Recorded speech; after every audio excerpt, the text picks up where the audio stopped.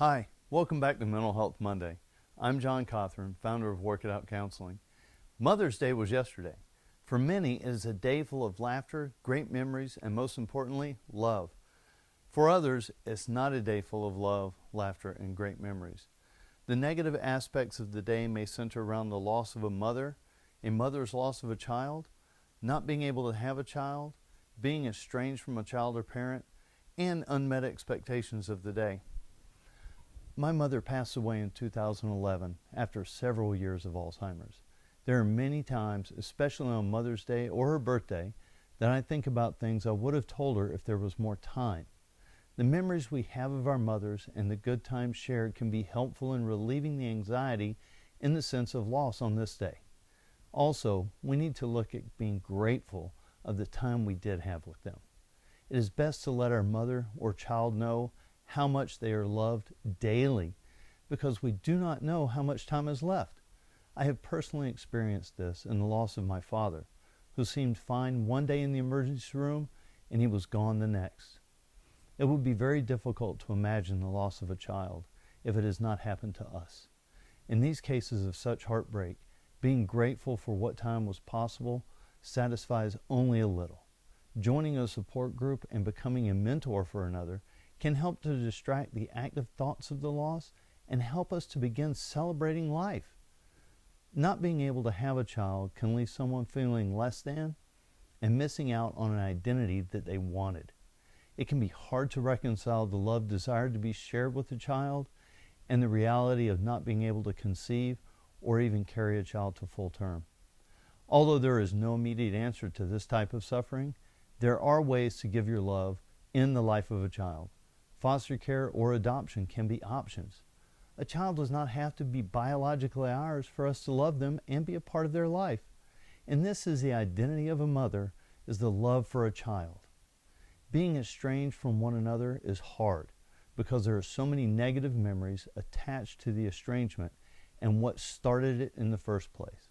We may feel like a bad parent or that our parent did not do a great job of parenting. This is easier said than done, is to learn to forgive each other and ourselves.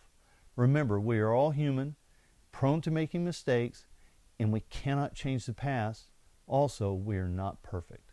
Forgiving does not mean immediate reconciliation, which is sometimes not possible or even advisable. It is best to let our mother or child know how much they are loved, no matter who or what instigated the distance. And remember, we do not know how much time we have left on this earth. The commercialization of the day we are bombarded with leading up to Mother's Day does not reflect the reality most mothers live in. This can lead to being disappointed with the amount of attention, quantity, or quality of presents. In these circumstances, it is better to remember that the flower, candy, jewelry, and card companies are intent on making profits, creating a false sense of want and need. Instead of expecting a Hallmark Mother's Day, revel in the personal love and attention received from family and friends. True love and respect is shown each day of the year, not just on one. In the early years of my marriage, I failed miserably at gift giving. So much so, my wife began picking out her own gifts. It was a mixture of relief and frustration. Relief, not having to face not meeting her expectation. However, it also came with the feeling of my gifts not being good enough and being denied the joy that comes with giving a gift. Over the years, I have gotten better at thoughtfulness in regards to gift giving, and my wife has gotten better at being receptive to my gift giving inefficiencies. Another time, I'll tell you about the blue bag gifts. Now, I hope all mothers had a wonderful Mother's Day, but if the day brings feelings of loss, guilt, dissatisfaction, or anxiety, regardless the cause, try writing a letter, which can help to say what we want without a negative confrontation. We may realize some of our grief or grievances are not as significant as we have believed. Faith can play a very large part in our mental health, and those who are active in their faith have a higher tolerance for hard times. And if it has been on the back burner, now may be a great time to re-engage. If you like what you have heard, visit us online at www.wiomhc.com or find us on Facebook at Work It Out Counseling and on Instagram at WIOMHC. You can also subscribe to our YouTube channel and catch up on previous episodes. The link is in the video description. Thanks for watching, and we'll see you soon.